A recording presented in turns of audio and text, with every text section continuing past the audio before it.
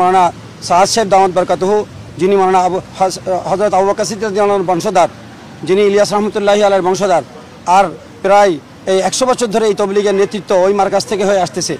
কিন্তু এক স্বার্থনিশী মহল পাকিস্তানে বসে বসে চক্রান্ত করে একটা সুরান নামে আলমী সুরা বানায় তারা বিভ্রান্ত করে বাংলাদেশের আলেমদেরকে ভুল বুঝায় আমাদের আমিরকে ইমারত থেকে সরায় তারপরে সুরাই নিজামের দিকে নিতে চায়।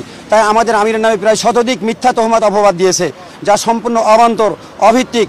এ কথা আমাদের আমির কখনোই ভুল অক্ষরেও বলে নাই যে আল্লাহর হাতে হিদায়াত নাই। এই ধরনের মিথ্যা কথা বলে বলে জনগণকে উস্কাইছে আর তার কারণে আজ প্রায় 6 জন মানুষ আমাদের হত্যা হয়েছে। 6 জন মানুষ আমাদের হত্যা হয়েছে। আমরা এই পর্যন্ত ধৈর্য ধরেছি, বিগত সরকারের সময় আমরা নির্যাতিত হয়েছি, আমরা হত্যা হয়েছি। এখন আমরা এই সরকার থেকে এই বর্তমান গভর্নমেন্ট থেকে চাচ্ছি যে আমাদের আমির সাহেবকে আনার ব্যাপারে সমস্ত ব্যবস্থা করে দেওয়া হয়। মানা সাদ কান্দবরি যেন আগামী 5 দিনের জোর আগামী মাসের 20 থেকে 25 তারিখ তাতে যেন উনি আসতে পারে।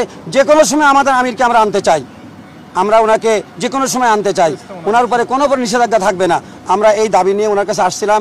আলহামদুলিল্লাহ ফেরেজ সচিব শফিক সাহেব এসে আমাদেরকে রিসিভ করেছেন। উনি আমাদের হাত থেকে লিখিত আকারে আশ্বস্ত করেছেন যে ইনশাআল্লাহ প্রধান উপদেষ্টার কাছে উনি এটি পেশ করবেন এবং আমাদের সমস্যাটাকে সমাধান করার জন্য চেষ্টা করবেন। যৌক্তিকভাবে আমরা বলেছি আমরা প্রথমবার ইজতেমা করতে চাই, তারা সেটাকে নোট করেছেন, কিন্তু আমাদের সাথে পরামর্শ না করে তারা যে কথাটা বললেন এটা আমরা খুব হতাশ হলাম। তারা বললেন আগে যেরকম করে হয়েছে সেরকম করেই চলবে।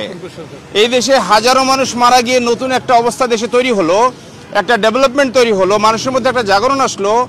আর এই সরকারেরই উচ্চপদস্থ এবং গুরুত্বপূর্ণ উপদেষ্টা বললেন আগে যেভাবে চলেছে সেভাবেই চলবে। আমরা ভীষণ রকম হতাশ হলাম। পরশুদিন আমরা আবার বসলাম, আমাদের কোনো দাবি দেওয়া না মেনে ঠিক আমাদেরকে পরে ইজতেমা করতে দিয়ে এবং মাওলানা সাদ সাহেব বাংলাদেশে আসতে পারবেন না জানিয়ে যখন দিলেন তখন লোকজনকে আর সামাল দেওয়া সম্ভব হলো না। আমরা বাধ্য হয়ে মিস্টার ইউনূসের অ্যাপয়েন্টমেন্ট চেয়েছি, তার সাথেই কথা বলতে চাই। আমরা যখন বুঝেছি যে অন্য উপদেষ্টাদের দিয়ে আমাদের আসল দাবি, সত্য দাবি, ন্যায় দাবি আদায় হচ্ছে না, বাধ্য হয়ে আমরা ওনার সাথে দেখা করতে